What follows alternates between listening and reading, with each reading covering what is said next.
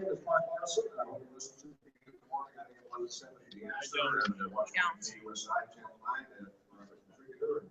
I'll tell you what, I love seeing the great spirit of America here. Whether you're on one side or on the other, great outside, inside.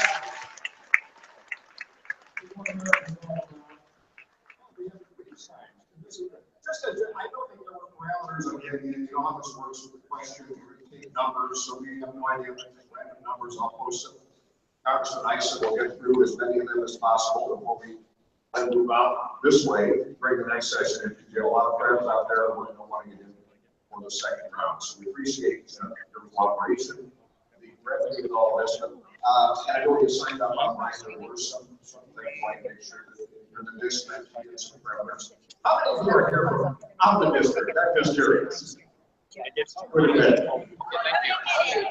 you want to just give it to him now? You're here, and you got through, and welcome. Good to have you. I'm here to moderate, so we'll have a good time. And again, we ask when you finish the questions, we want you to keep them brief. Okay, that does help because then we get through more questions. All right. Give the speeches outside. That's good. So please welcome Congressman Darrell Issa here in just a moment. We're going to play on the colleagues first. The colleagues are standing right here. Please rise as the United States Marine Corps parades the colors and will do the pledge of allegiance.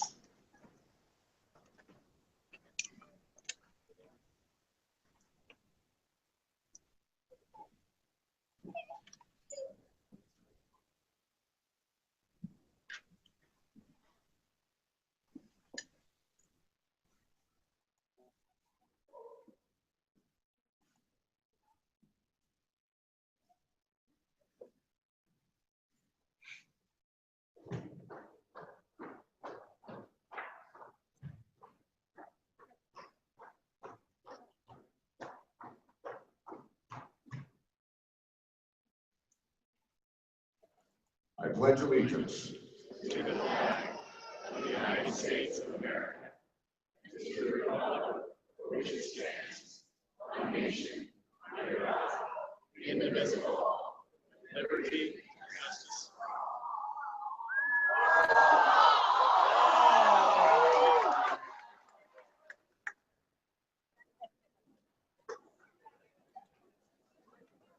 I like the shouting out indivisible. That was smart. Nobody knows that if you have said that. That is too sad. Let's thank the members of the United States Marine Corps.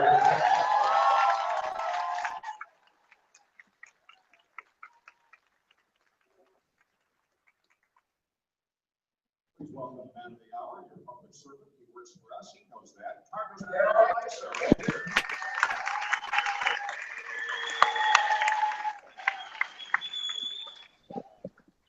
Good morning.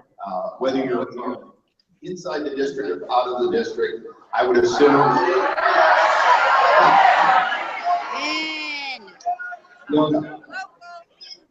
I would assume that you're all concerned citizens who are here. You either want to say something, want somebody else to say something, or want an answer to something. And that's what we're here for. So I'm going to ask for just some small ground rules. If you don't do it, you're only embarrassing yourselves and our community. So it boils down to, I'm not looking for applause, and I hope that we won't anybody's question. If there's a lot of noise over whatever I'm trying to say to answer, I will simply pause, and I will pause for as long as I cannot effectively give you an answer. If it goes on long enough, Mark will simply say, next question. Now, that's not my intent. 2 weeks ago, I answered for 90 minutes people's questions. I'm sure not every question got asked. Folks, relax. I understand you didn't know that I would come to your Tuesday protest. That's okay. I thought I was welcome since it was at my office. My opening presentation, for what it's worth, hopefully will be informative. I do not work for the executive branch. Questions, understand one thing. I investigated the Obama administration, that's true. I also investigated the Bush administration. There's plenty of record of things that happened wrong in both of those 16 years. On top of that, I represent all Americans. So I hope that the questions today will be based on exactly that. Not what do we do for you, or you, or you, or me, but what we do for America. And that's all I ask. There are no, one other ground rule. Remember, when you raise your sign above about here, the people behind you don't get to see. So do not assume for a moment that everybody behind you is thrilled to see a sign instead of someone else. If you're in the back row, please feel free to hold up signs as high as you want, as long as they don't block the cameras. And if you want to hold up a big sign like the gentleman there, at some point, please go to the back row and hold them up where the cameras can take a picture of them. Other than that, that was my entire opening statement. Mark, I'm prepared to start hearing your concerns and answering questions. All right, we have microphones out here. Thank you, Congressman Issa. As you're watching here, I blindly just went into these are the little tickets you have when you came in. All right. Went in there, pulled I'm not picking those out. Oh, you're not. Don't touch those. There's no way of knowing if it's, they're blue tickets, but they could be red tickets. We don't know, but they're blue tickets. We're just going by the numbers. You're on the first floor, okay? So if this is your number, look for our roll. Wait. No. Nobody can read that. Nobody can read that. You read it. Oh, come on. Okay. Are you guys good with those numbers? Like, we're adults here. All right, these are all 977 numbers. So look at the last, actually 9775. So the last three digits, 758, 9775, 758. You're first up. That's the first one drawn. Then 9775637. 637. And last three digits of the next are 751 and 640.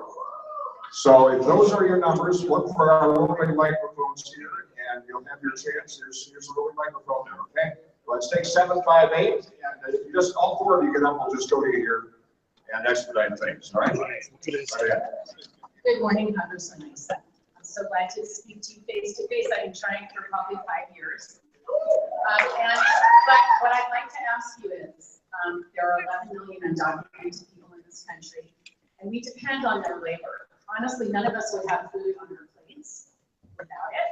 So what I'd like to know from you is, what is your plan to address comprehensive, humane immigration reform that allows the people who have been here in this country working really hard for many years to work in dignity openly, and for their families to not have to suffer from deportations that separate parents and children? Do you plan to address it, and when will that be? Thank you.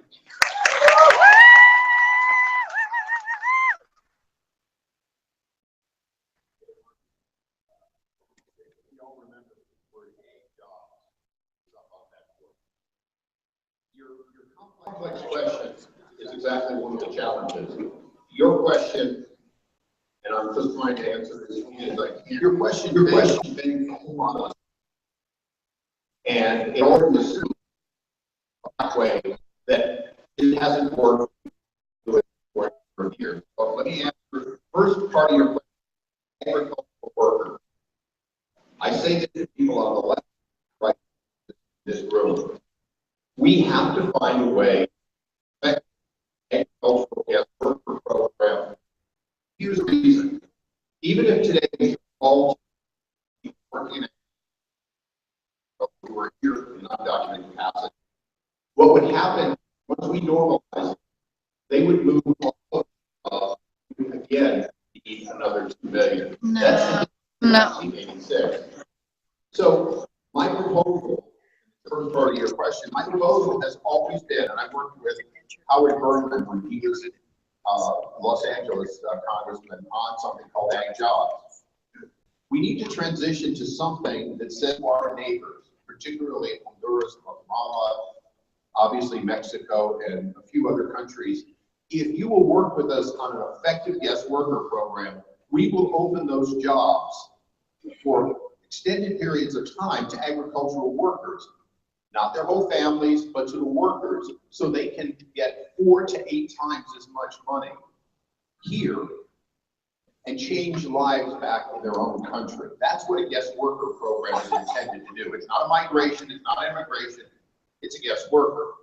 Now, many of the proposals, and all of them that I think that have a chance to succeed in that one narrow category, all make an assumption that it's too late to start from scratch, that the workers and often their families are here, and often the families include American citizens. So there's got to be a transition in that deal. But if you don't accept the premise that we have a permanent need for agricultural workers, which as soon as you become a mainstream American, it doesn't represent the kind of hard work, even for $20 or $25 effectively an hour, that Americans do, and they migrate out of it. Then what we need to do is agree to deal with, and I'm going to call it the sins of the past, the government sins of the past, in an ineffective program, but go to a program that actually says to our partners, particularly South and Central American, Central and Northern, south of us, Mexico, that we will make an agreement, but that agreement is a win-win. So that's what Howard Berman and I worked on years ago. It's still what I believe we can do. And it's really no different than the people who come here for summer jobs to work in our resorts. That program works much better. Now, for the rest of the challenge, on the high end, we don't have a problem with H-1B and scientists. So what we have is a plethora of other jobs. What we have to do as Americans, and I'm speaking to every American here, but also every American, we have to figure out, are these undocumented immigrants in jobs that Americans will do, that Americans are being displaced by a system that's gone through the back door? Oh, No, they're not. And so the point is, I don't think we have a solution for 11 million people. What we should do is build a set of criteria that is humane, as you said, that transitions from a failed system, which we're in, to a system in which some people come here as guest workers, some people come here as immigrants, and we look at every person who has not otherwise broken laws as a possible person for that conversion. But again, anyone who says everyone here is hardworking and plays by the rules hasn't been to our county jails. You can't say everyone.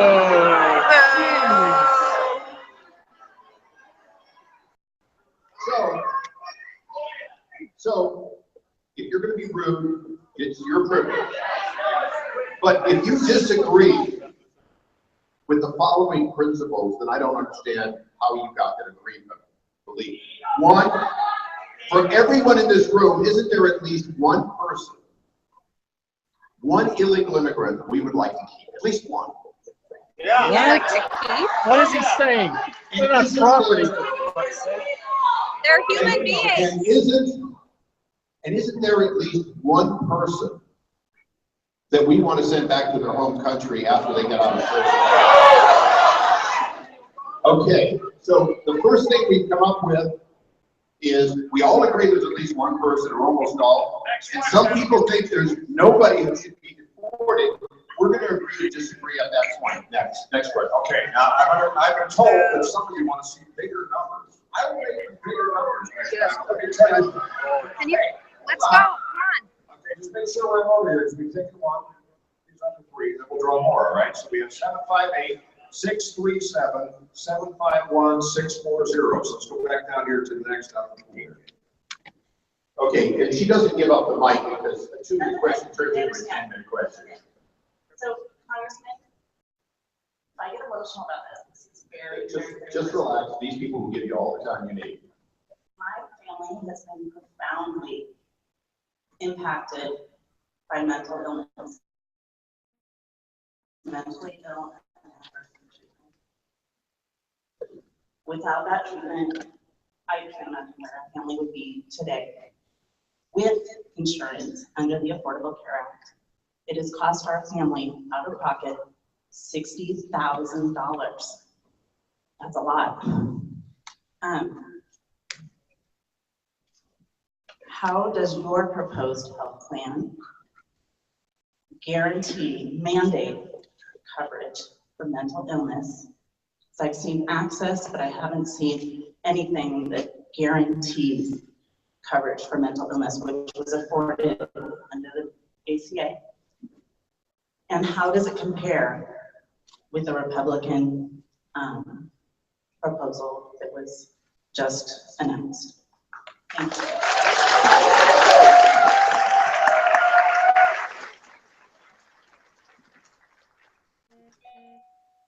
We have one, as far as I know, one psychiatrist, happens to also be a military officer and a Congressman Murphy, who has championed that issue and made sure that each time there's a bill, a proposed bill, even separately from these actions, has been pushing both the reality of what you're saying, that this devastates a family and it has to be covered like any other catastrophic illness, and also the fact that there's an awful lot that can be done early on that both saves lives and other secondary costs.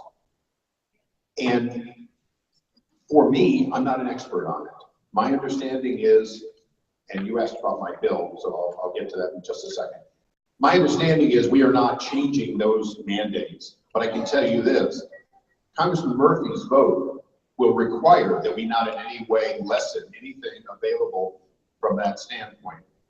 Back to my bill, for those who haven't looked at what I've been pushing one part of a comprehensive overhaul, and that is the California, we have the largest exchange in California for obvious reasons, but in state after state, the problem is, people leave the exchange, either don't get insured or go elsewhere, and people with needs are in the exchange. And of course, that creates an adverse pool, a pool in which the only people in it are people who need more than would be a normal rate of payment.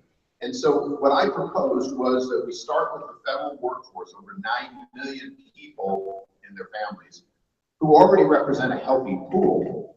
We add to it the access for a broader array of private employers, small business people who just look for a way to do something for their employees at a reasonable rate. We then add to it state workers, and there's some school teachers or other state workers in the room. Okay, you have wonderful plans. I'm not interested in your plan, but I am interested in your pool, because the fact is state workers are a very healthy, high paid, compared to the average American, if you will. I know it doesn't feel that way. But remember that about 35,000 start tipping over. But remember, state workers always also tend to have college degrees and so on.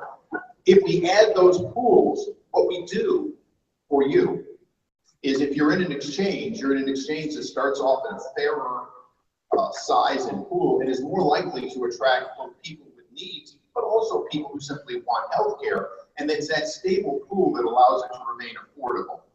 Now, that proposal is strictly to fix what I saw before it happened, that 50 little exchanges were going to tend to some succeed and some fail, and that's what's happening.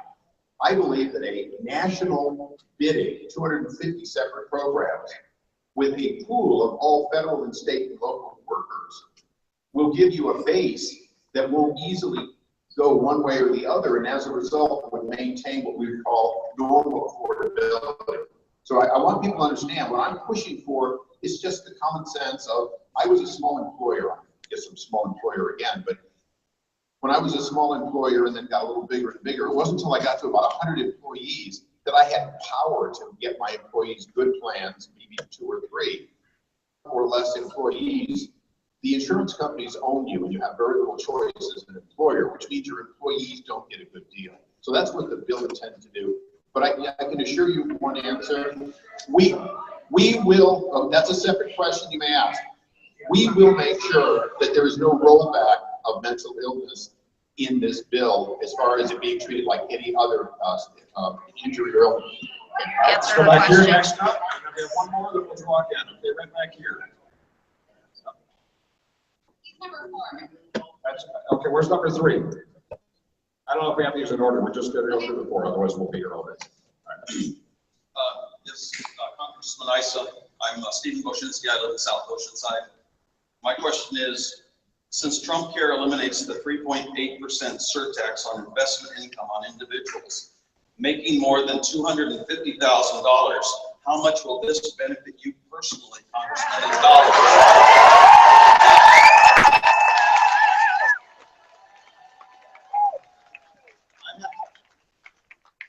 According to the financial report filed by you with Congress for the year 2015, the low estimate of what looks to me like your investment income was $31 million, and the high estimate was $80 million.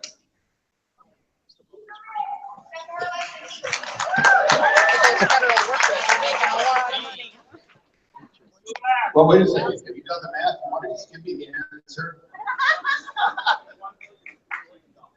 This is not between us, between this gentleman. Thank you. I mean, yes, anytime taxes are reduced or increased, somebody who was fortunate enough to build a pretty good sized company, sell it and put it into purely, by the way, purely mutual funds. All I own in that whole portfolio, as you can see when you look through it, was mutual funds. Those mutual funds will do, in fact, turn out both capital gains and ordinary income. And if you take whatever tax and you apply it to that, that's what you're going to get.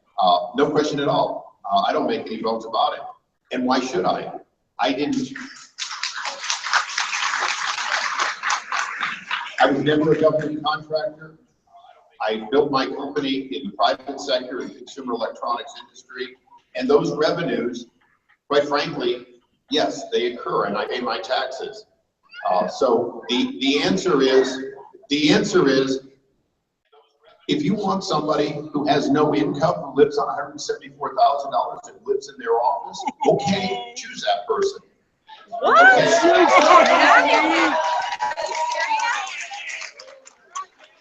But if you have somebody who divests themselves of every individual stock, puts it in mutual funds, and then takes whatever the revenue that comes from it is, that's what I've done, and I think that's the fairest way. I won't benefit from any particular change in tax policy, and quite frankly, you know, taxes go up, taxes go down. That's not what this bill is about. Next question.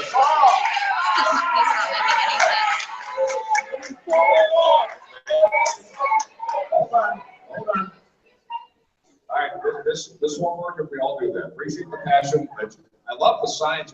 The agree or disagree thing is great because you can see it from up here. We don't need to hear your voice. Where's our fourth one here? Yes, sir. Then we'll draw again. I'll draw again while you're doing this. Congressman Issa, my name is Dr. Kenneth Reed. I'm a healthcare provider, I'm a physician. And I applaud you for getting together the physician and healthcare community and meeting with them and gaining their interest. And it's nice to know that the physician voice is heard. What did you learn from gathering the ideas of the physician? As I would have said just when I was growing up, boy, that's a complex answer, and I'm going to be a little short. I'll just give you a couple of things. First of all, that many of the policies that are not related to the Affordable Care Act are driving up costs, and then we've got to change some of those. One of them that we talked about was the elimination of clinics, which actually operate for less money delivering care. And as those clinics go away in favor of hospital-owned facilities, they may or may not relocate to the hospital, but the cost goes up, particularly government paid. We obviously talked about the pools, and we talked about some of the specialties. And I think that's where, when I look at what's going on in the Affordable Care Act, and I meet with, we had hospital administrators, we even had one chiropractor there, we had a patient's advocate. What we heard was there are so many things that need to be fixed if we're going to lower the cost of healthcare, which has absolutely nothing per se to do with insurance. Insurance is more and more a reflection of the cost of healthcare. I think that was really important point. And we're not having those. I ask to have them on a regular basis because some of these policies, and I'll just give you one because I think it's the one most people here don't know about. And it was the one I just mentioned. if you've got a local clinic, probably physician-owned clinic, a few doctors get together, and you go in there and you banged up your knee,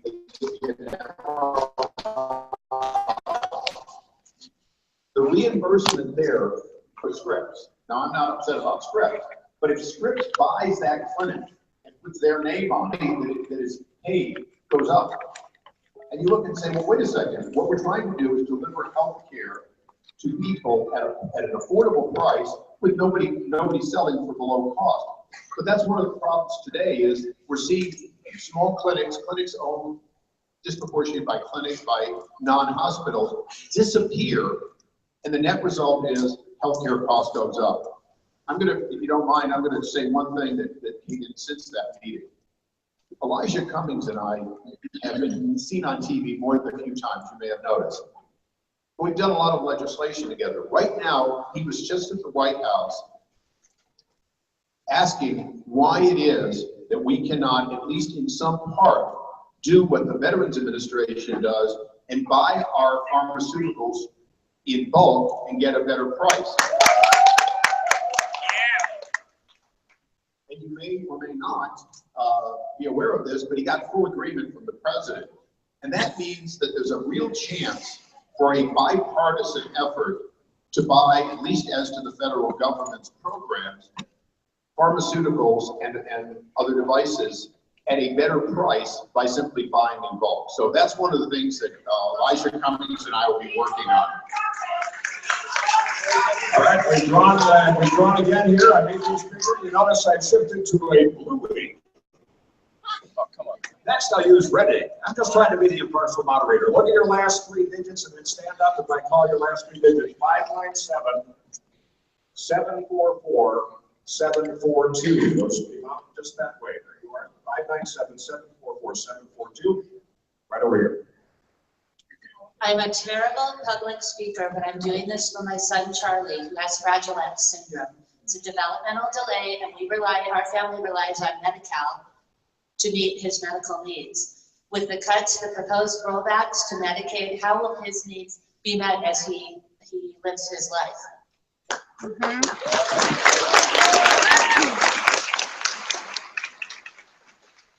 And again, any statement I make today is about a bill that has only been being marked up in the last few days. It's your personal opinion. It's your personal opinion. So, currently, if you're on standard Medi-Cal, there's absolutely no change whatsoever in the forecast. If you're on Medicaid expansion, in other words, a portion of Medi-Cal that covered people not previously covered, then nothing will change until January of 2020.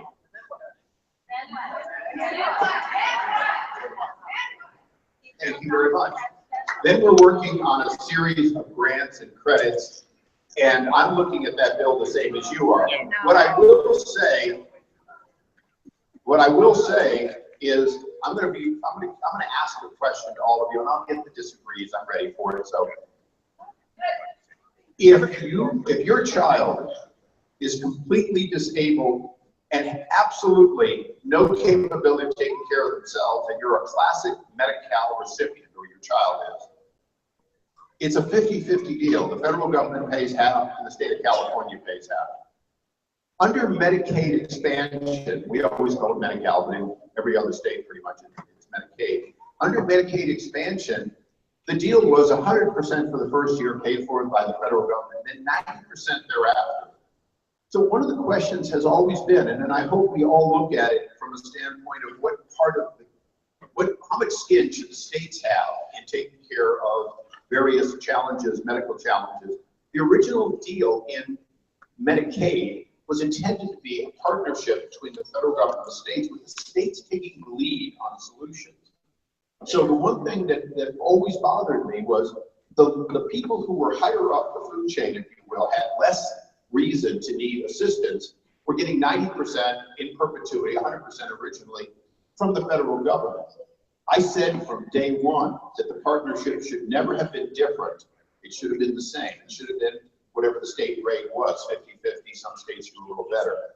And I will tell you, I continue to champion that in Congress, that we shouldn't have two steps in Medicaid, because if there's two steps in Medicaid and the federal government's paying more, it's always going to be irresistible for the states to say yes, and for the federal government to say, okay, now how do we pay for it? So there is clearly the ability to go in. In your case, it would depend on your economics, whether or not you would be getting prepaid. Not my economics, it's my son. He is completely separate. Then he is a standard Medicaid, and there is no, You're saying that he will not- there is no change if your child before Obamacare was, hey,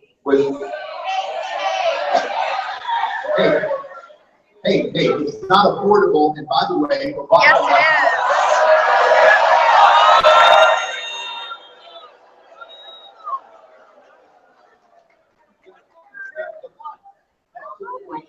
Back to your question.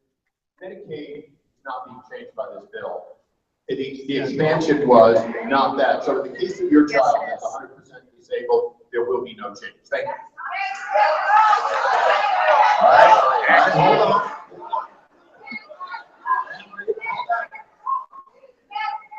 Gentlemen, love your passion, but were you 597, ma'am? 597, let's go to 744. 744 next. Okay, can I say this quickly? Who's got a microphone? Yeah, would you come on up here for just a second, I know, you're gonna have lots of them.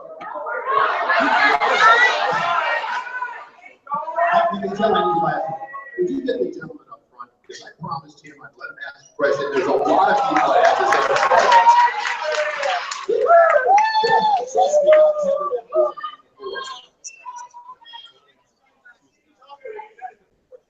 Here's the question that I have. My name is Dimitri Demidov, and I'm a resident of Oceanside for 11 years. I've been in the U.S. half of my life, exactly 21 years. 20 years lived in Russia.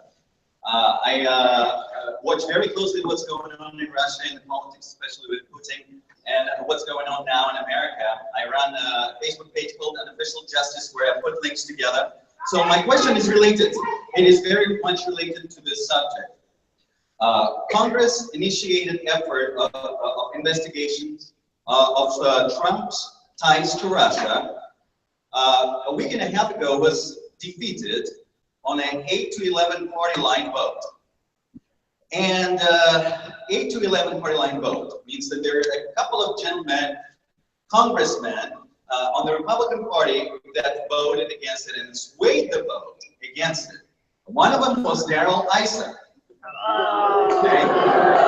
Besides the ever so repeated narrative about Russia's hybrid war, which includes hacking, which includes information war, and besides the fact that there are reports by intelligence agencies, including joint CIA and FBI reports available on the government's website confirming the interference. We have 25 people in the administration of the White House, 25 people that have direct ties with Russia, including President and Trump's son, Executive Vice President of Trump International, Trump's daughter, Trump's senior advisors and son-in-law, Trump's Secretary of State, Attorney General,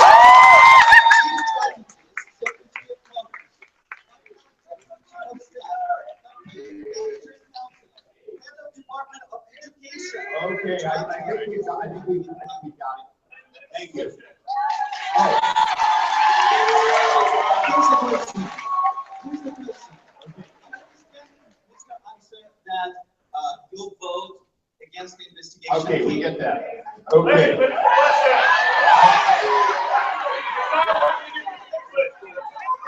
Okay. I got the question, which is what matters. The question was on my vote. Yeah.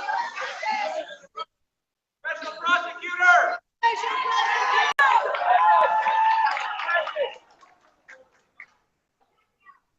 Okay. I supported the recusal of the Attorney General because I was on the same National Security Advisory team as then candidate Trump, and I knew you could not be on a campaign Thank you very much, but one question, one answer, please. If your number's called, you get to do that. Except for. You have a number? Oh, trust me, this one was gonna come up. Come on, get dressed up for this.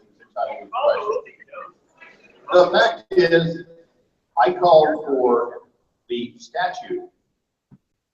And the question on Bill Maher was very specific, and I stand by it 100%.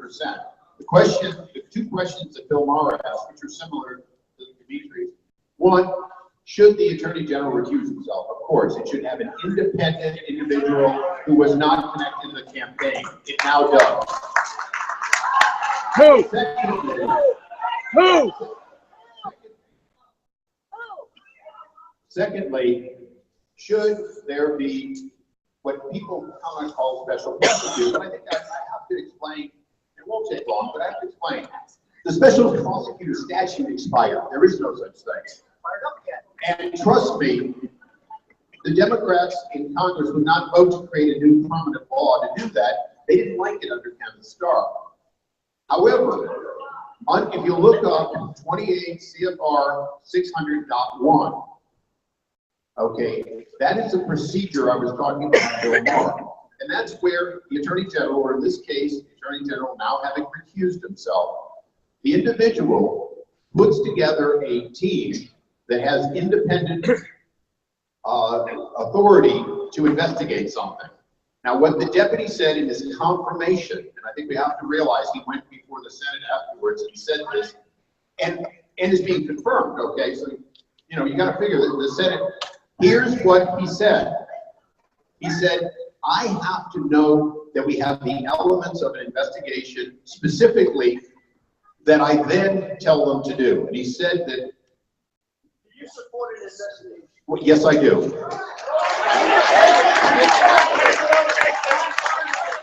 Now, that you've agreed, now that you've agreed to investigation, Dimitri's number one concern is that evil son of a blank in Russia. I didn't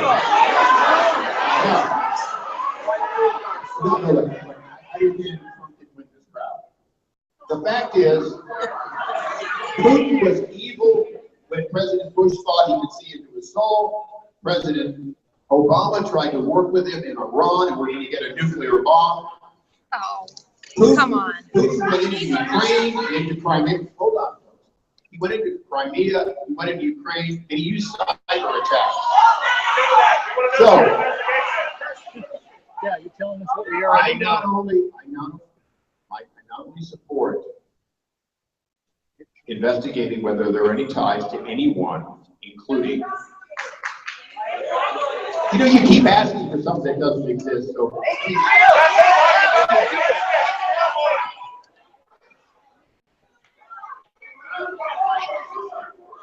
Okay, the bottom line is, there is a lot to investigate. I serve on the committee that oversees the FBI. I intend on making sure that we investigate thoroughly. Do your job! Do your job! Do your job!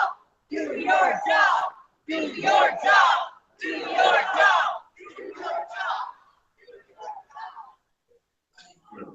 We'll never get to the other questions. I just want to, can I just say, Then start talking. No! Read the number! Read the number! Read the number! Yeah. Here we go. Back here, dude.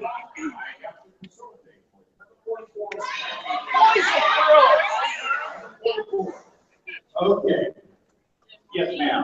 My name is Granny Clayton, and I work for the Women's Resource Center here in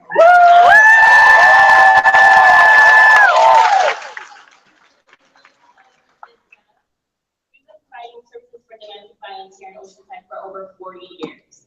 We give services to approximately 6,000 families every year.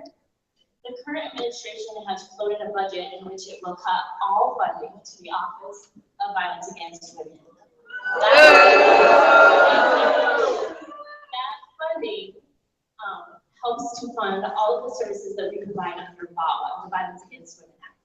Now, you've stated that you're a proponent, and we know that you voted for it. But what are you going to do to keep that money from being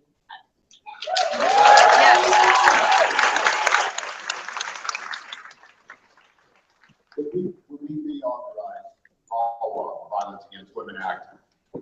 We did so on a bipartisan basis, and it will be funded.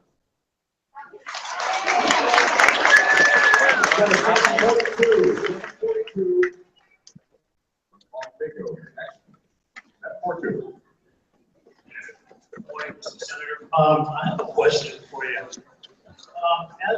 Just a lowly House member, but go ahead. I've known you for a little while. We've run into a few times here in town. My question is that as a company film owner, as myself, as a film business, and I started my company years back. And the problem we have is a lot of business people continue to deal with the IRS.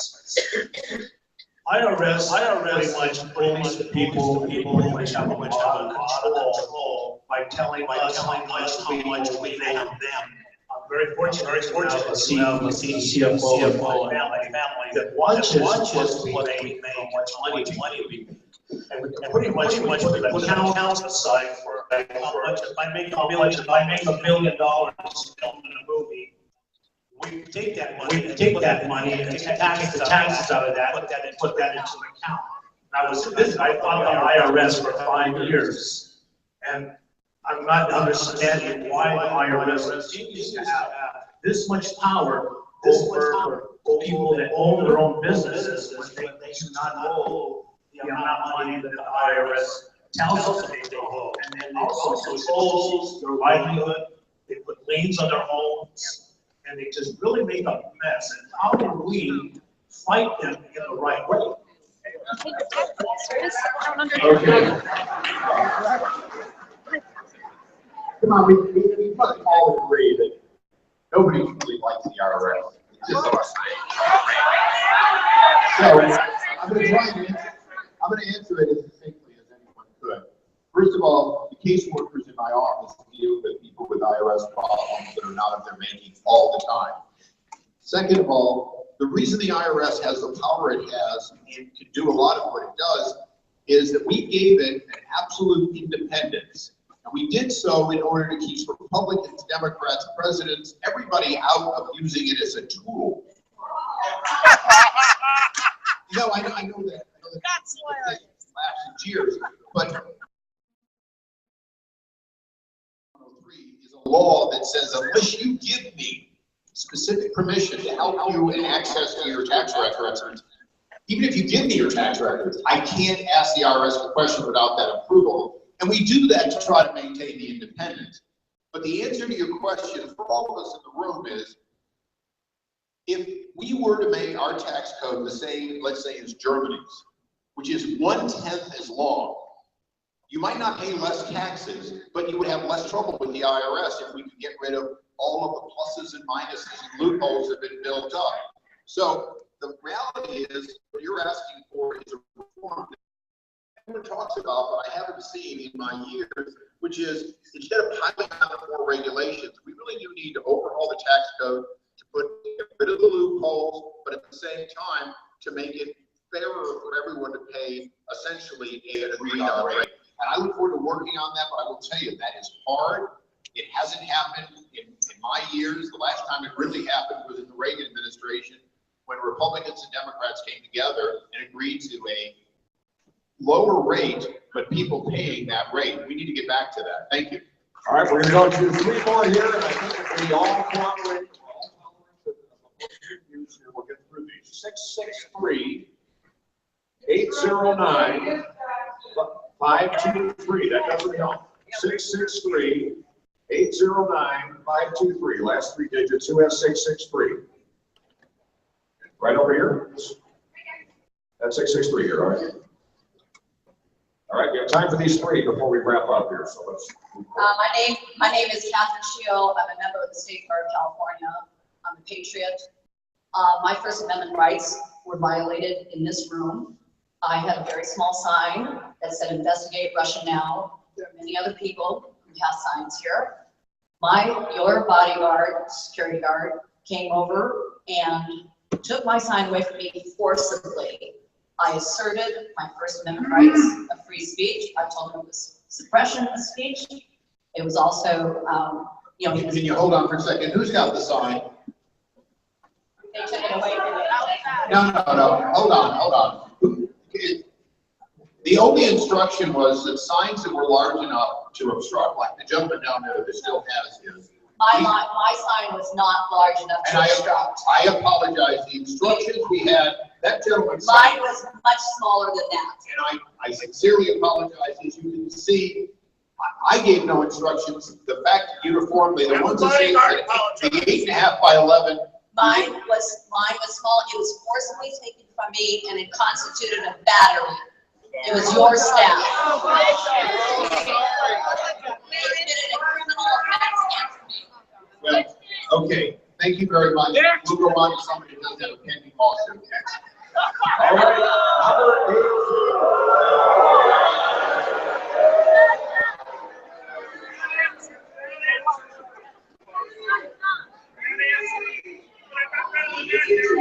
8. All right. 1809 is next.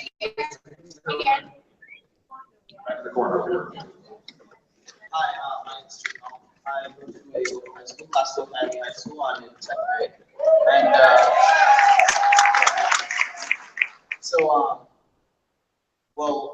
I specifically am up to date on a lot of political issues. I do debate, policy debate in high school.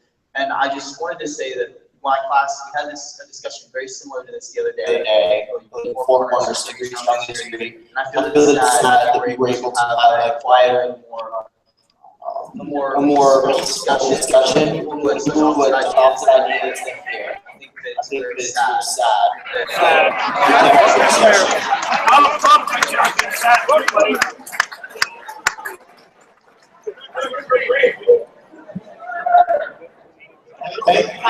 I'm looking at, thank you for your comment, but I'm here today not expecting that it was going to be quiet. The only thing I ask is that it not end like Hamilton. Yeah. Who's next? Please. They're coming as quick as they can. Sir, thank you for taking this question. I realize the medical plan that you are supporting is not the one that is currently being passed by Congress. And mental health is not covered by the one that is being passed by Congress. I just sat down as a cancer survivor and currently going through cancer treatment with my doctor, and these are the things that I am faced with. The current plan that you are going to be passing, I have pre-existing conditions which will put me in a pool of high risk. I am also in my 60s, do not qualify for Social Security. So therefore, I also go into the pool that the Affordable Care Act would have kept me at a lower rate. Your plan is 5 times more than the 3 times that the Affordable Care Act was. I ask you, sir, my treatment is like $500,000 a year. I can't afford that. I can't afford not to have insurance. Insurance for me will be $60,000, $70,000 a year. I don't want to hear about your plan because your plan would benefit Californians. I want to hear what you're going to do about the plan that's being proposed by Ryan.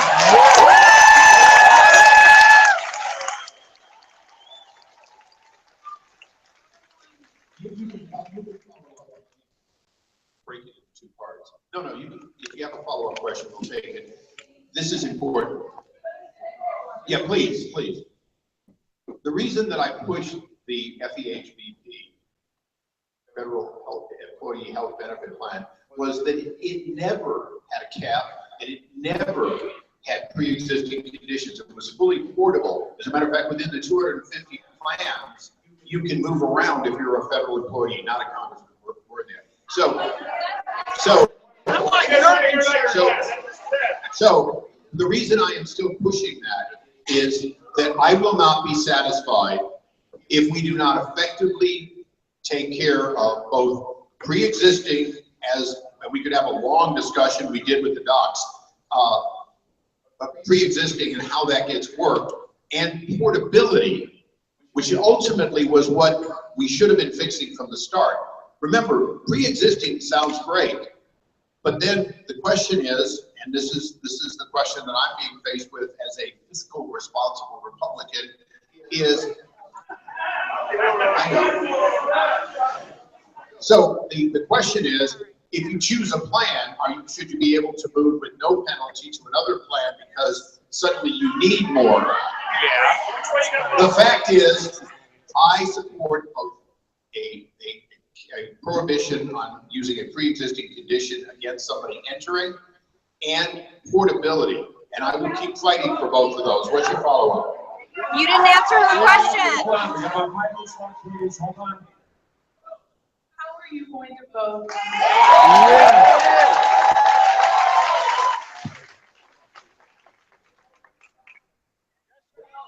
No, look, I've read Indivisible. I understand you're asking for yes or no. Hold on, please. The current bill is not in a form that I approve of. I am trying to change it. But ultimately, the Affordable Care Act has problems that have to be fixed. So my intention is to keep working on the fixing. Thank you. All right, very quickly, thank you for your cooperation. We're wrapping at 10:30. We're going 5 minutes from here. I got 2 more numbers. 10:30, great. 615 and 604. 615, 604. We're going to take both of them, then we'll wrap up, and I appreciate your cooperation. There we go. Good morning, my name is Julie. And I have Alyssa. You got to crank up the light, please. This is a healthcare question. Under the proposed act by Republicans, apparently there's not going to be an individual mandate for insurance. Let's take this scenario. The scenario is a 30-something-year-old male presents to the local ER. Let's say Scripps Encinitas, where my husband works in critical care. They have to legally take him and treat him. Let's just say he's in the hospital for an extended period of time. He had chosen to not buy insurance because he didn't think he needed it, or he chose his own plan that is substandard. He also doesn't qualify for emergency Medi-Cal. He makes $40,000 a year. Who's going to pay his bill? Is the hospital going to pay the bill? The hospital pays the bill, and the hospital workers'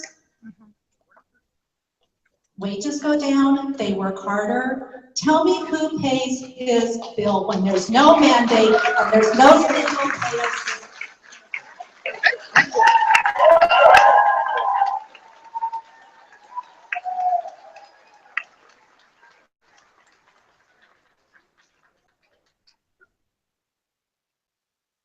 Your point is extremely good. I'll answer it in reverse order.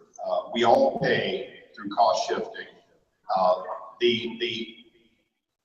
The healthcare system, quite frankly, passes those costs on. If your hospital says we can't afford to pay you because we take in all these indigent patients, take it up with your hospital because they're not being genuine.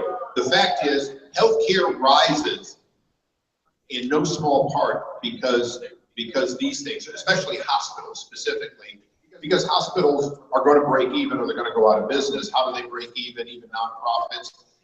They shift. That $1,500 MRI is a $500 procedure, but when you throw in the overhead for emergency rooms, and we are a stone's throw away from Tri-City, and Tri-City is one of the few emergency rooms available.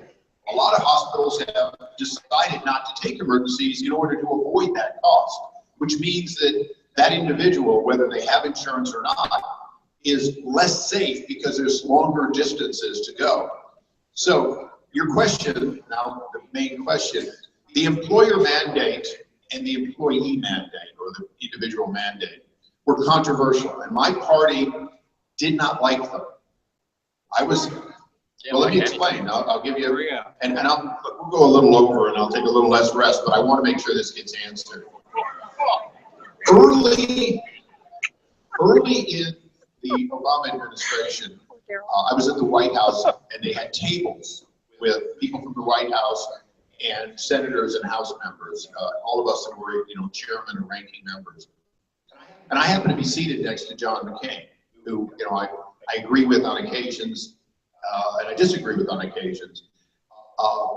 And I said to him, and I wasn't talking the individual, but I was talking the employer mandate.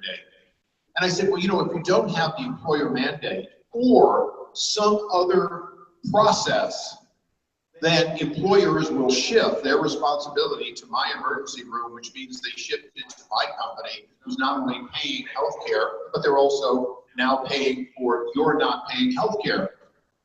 And I'll never forget, this was not one of those times in which the senator and I agreed. And we're there with all the Obama people, and he's yelling at me. I am not in the same boat as just any Republican. I've been an employer who struggled to provide health care for my employees. And once I was on Kathy and I were on our own, we did from day one find a way to do it. But the fact is, I do not believe that we can strip away both employer and individual mandates and not find both a carrot and a stick to get people to be financially, fiscally responsible for their own decisions. And will I tell you here, I won't vote for something if it strips away the mandate. I'm not going to make that commitment, but I will tell you, what I will tell you is I will keep fighting for a recognition that that individual who chooses not to have insurance, in fact, should be held in great amount responsible. And the employer cost shifts. And I'm just going to give you two things. These are state issues more than federal issues. The state of California certainly could view that individual's responsibility to include going after them and making sure that they pay, if you will, for their decision if they can. We don't do that. The second thing is we could put into our law for all our employers both inducements and penalties. For example, if we took the minimum wage, how many people here support a $15 an hour minimum wage right away?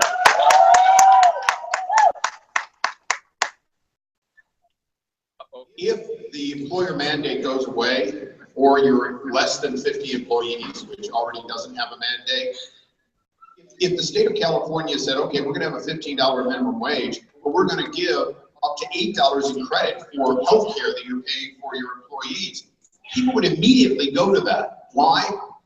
Because the fact is that would be an inducement for employers to do the right thing. And by the way, if not, then they got to pay the $15 an hour.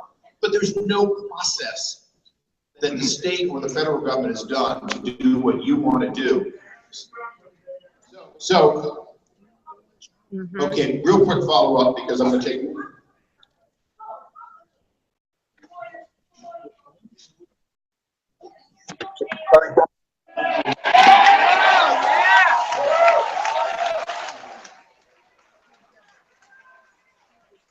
Okay, because I got all those agreed. How many veterans are in the room? Stand up, please.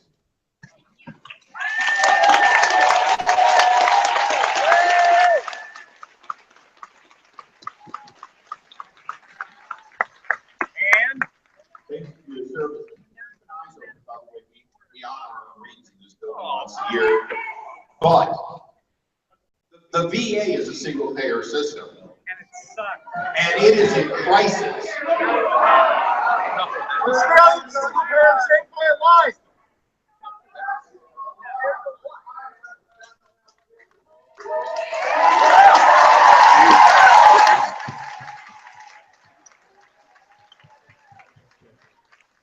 All right, so you take all these questions.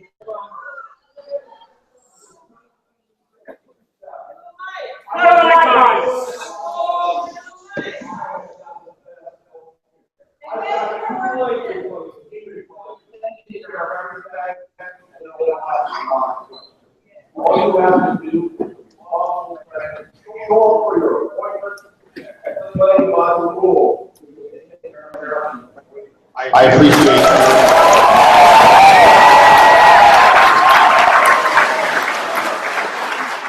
We're going to take one last question, but I'm going to just say I appreciate that that's your experience. To be honest, I'm a veteran. I have had no shortcomings. However, response, you're all talking.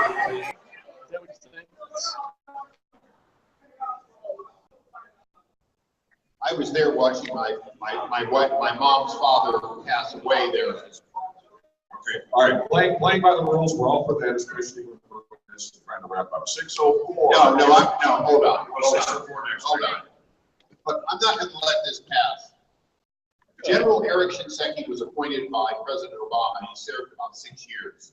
When he came in, he said his challenge was to change the culture to make it take care of everyone, not some, everyone.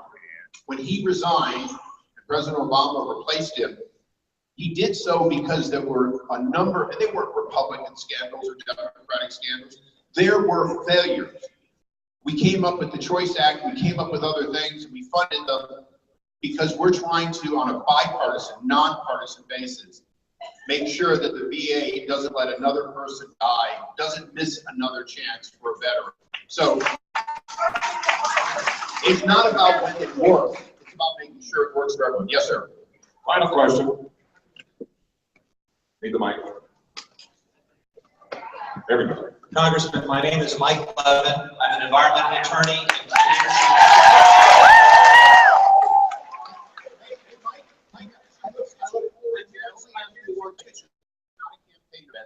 But I have a question. I've had a question to you for, actually many questions of you for a long time. But the one I want to ask about today is about climate change and environmental policy. I appreciate it. Okay. One question. Can I ask my question? Understand one thing. No, one thing.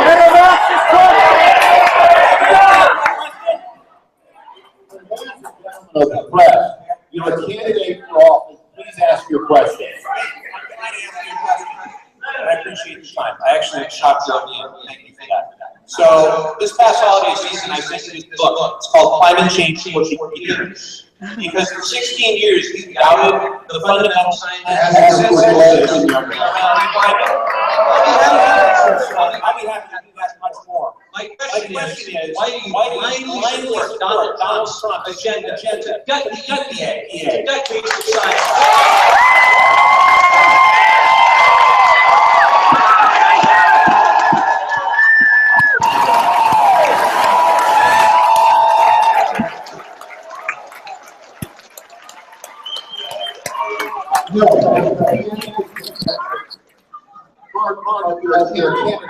That doesn't matter.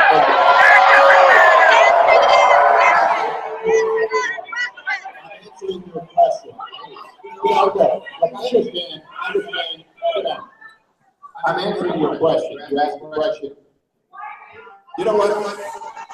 If you're fortunate enough, you're going to discover that dialogue is possible. So let me go through. No, this is the last question. And I'm gonna... So no, the Senate confirmed him. Now, first of all, I never received. Second of all, give it to me here.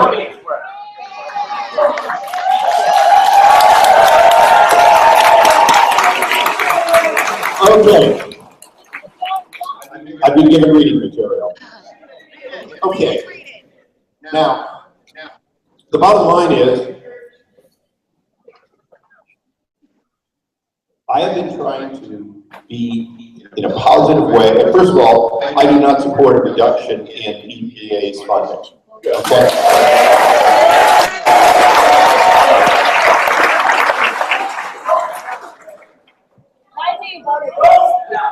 Now, we have a challenge in our society.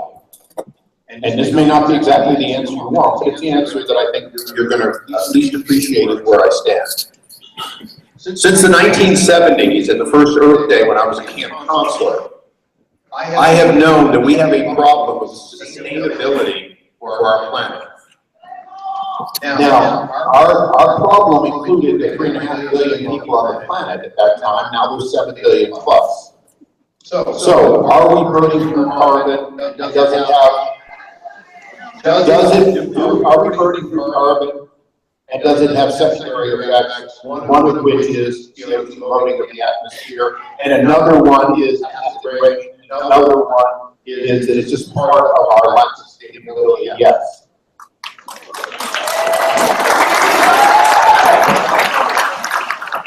So will I be a single issue candidate ever? No.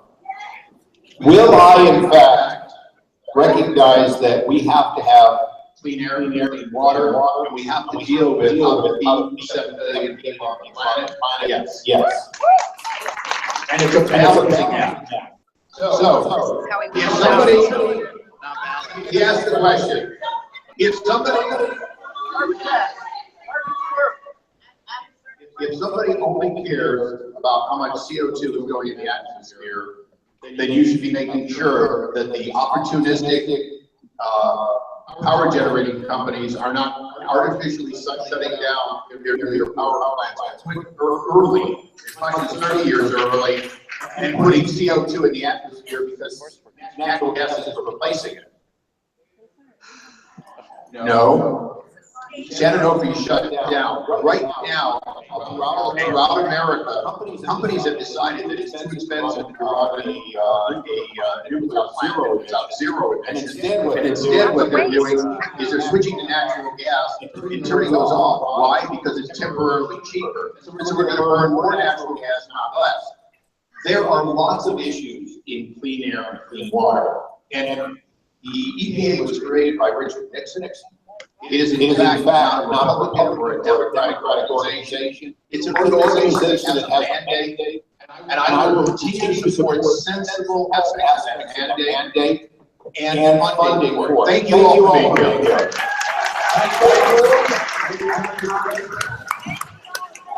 Did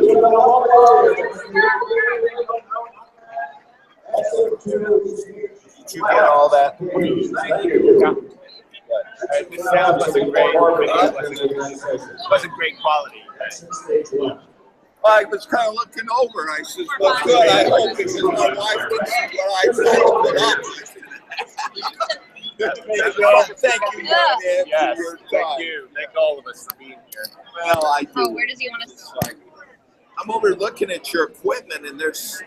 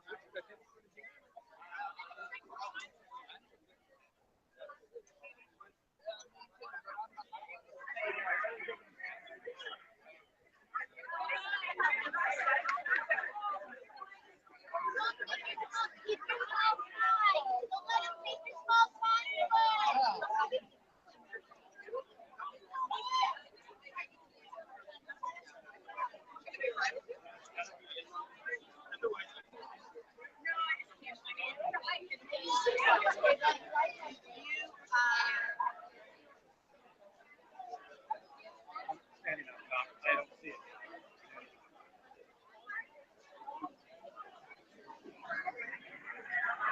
That's crazy. You want to get online? What? Are you trying to get online? No, I already went. I Oh. went to the first one. Yeah. Me too.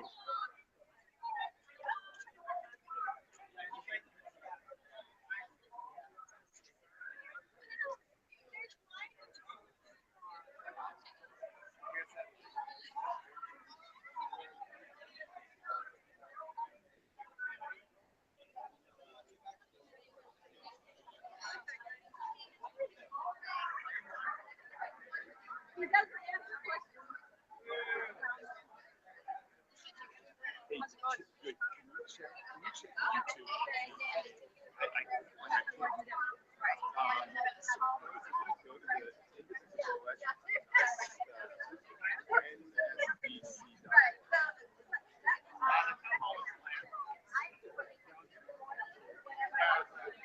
No, sorry.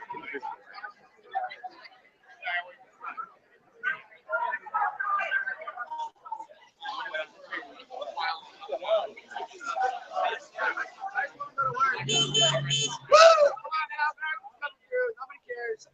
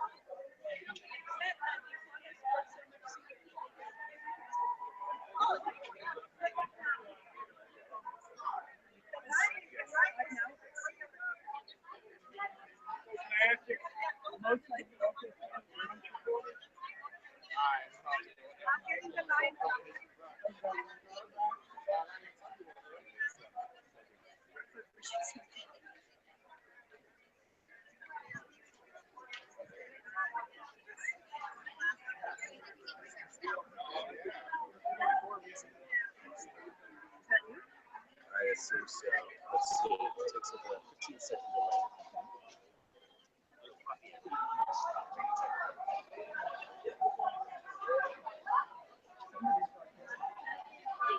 Yeah, that looks good. Okay, I should turn in a second. Yeah, okay.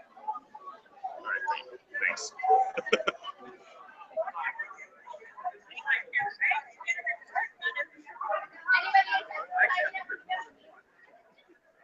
So The national.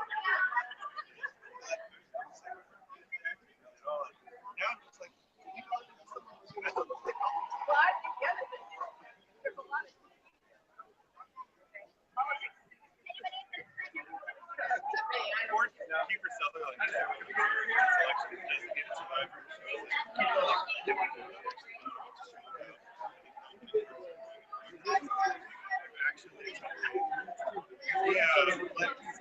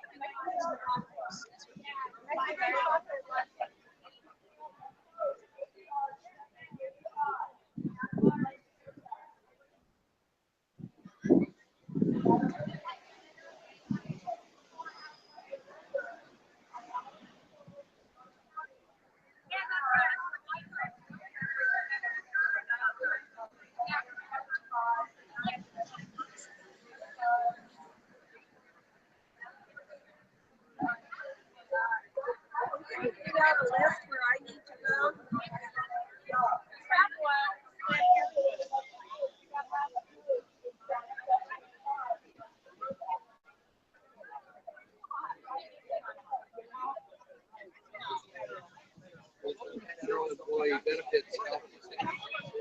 But you know why we don't have this? I'm going to keep my soul. I'm not allowed to.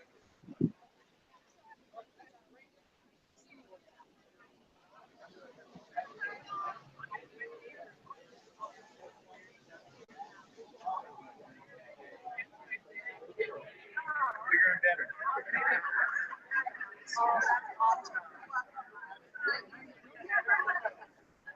Yeah, well, I guess so.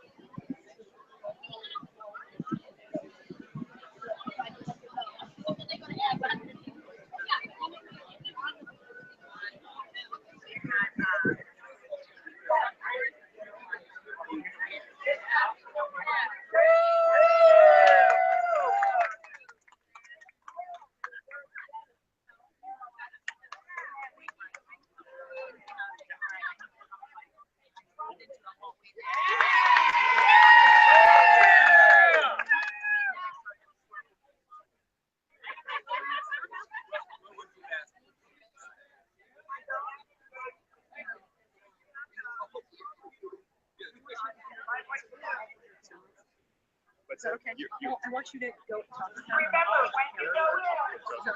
Yeah, just do a little. Will you do that? You'll be fine. Were you inside? Yeah. Yeah.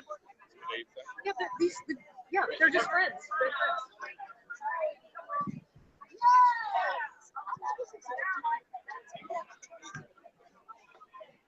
Yeah!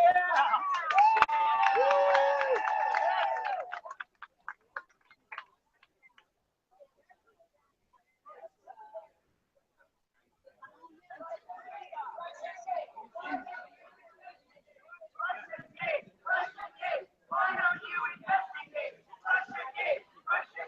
Why don't you investigate?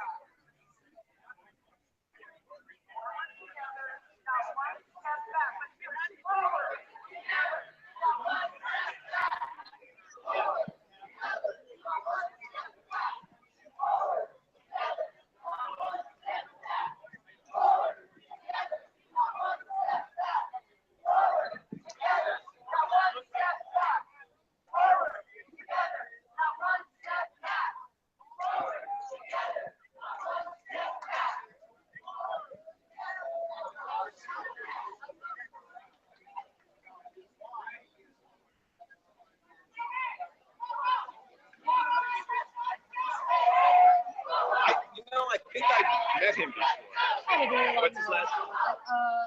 I don't know. Thank you for doing that. Yeah. No, it's just-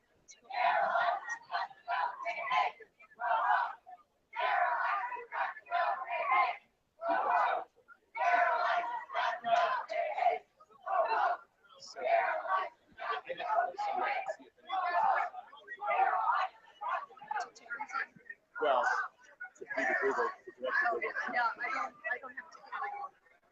Yeah, actually, nobody else is connected. I think that's.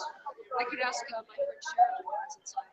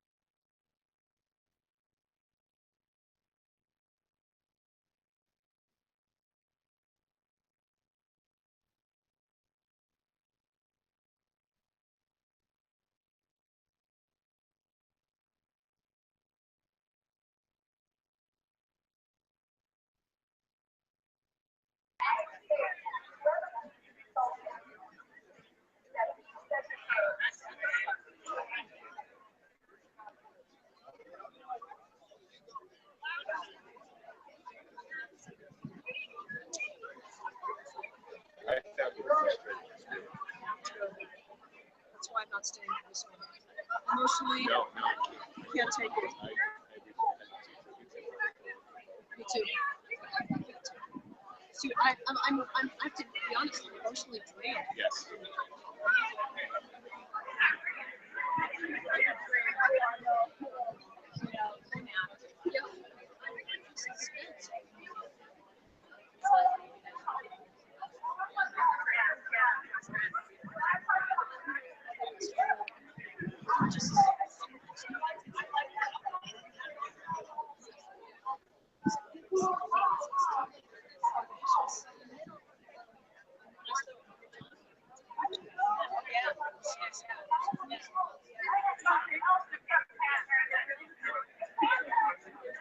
But also,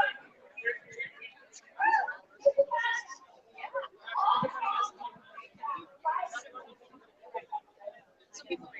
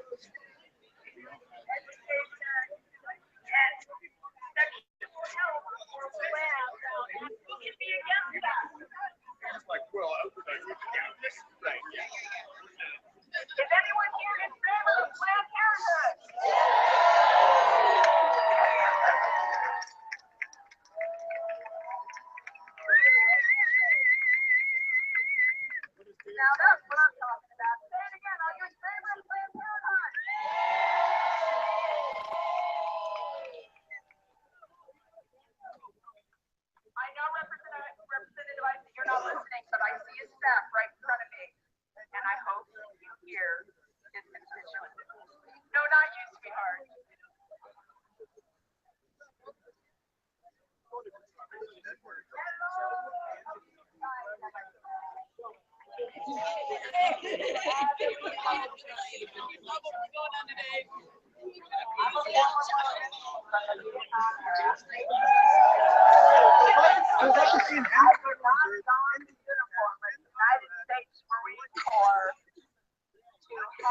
Darrell Issa or anyone else treat my country the way it's being treated. I did not don the uniform of the United States Marine Corps to have Russia be our arbitrator in our elections.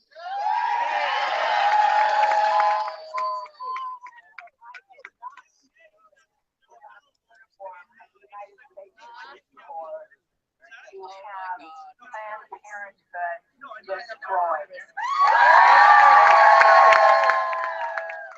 I did not put on a uniform to have Donald Trump in the White House. Not my guy. Not my guy. I did not put on the United States Marine Corps uniform to have President Devon send our education down the gutter. I did not put on the uniform of the United States Marine Corps to have an uneducated non-believer put in front of me.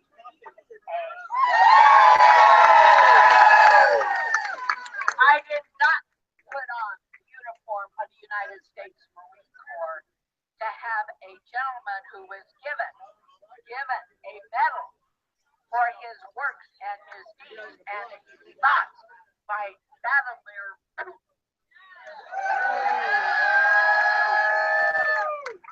Now, the reason I took this mic was we were talking about the Planned Parenthood. I have a beautiful, beautiful, wonderful 46-year-old daughter who went to college, who struggled, who went to work and became a teacher. And on the way, I could help her only so much. She was a single mother. So she used Planned Parenthood as her health care. They found the beginnings of her cancer. They took care of that. She is alive and well today because of Planned Parenthood.